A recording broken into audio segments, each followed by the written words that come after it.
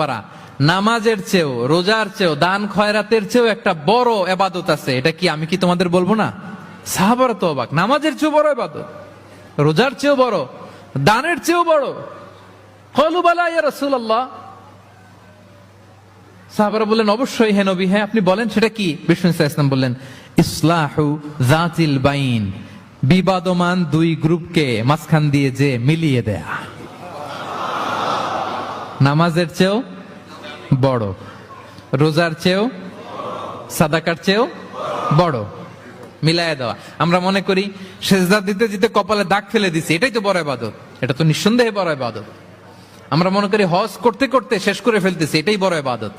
জিকির করতে করতে আমরা দিন রাত এক করে ফেলতেছি, এগুলো তো নিঃসন্দেহে ইবাদত। কিন্তু দুই ভাই বিবাদমান দুই গ্রুপের মধ্যে আপনি যদি মিলিয়ে দেন, এগুলো নফল রোজা, নফল দান, নফল সালাতের চেয়ে বেশি সওয়াবের কাজ। পড়েন সুবহানাল্লাহ।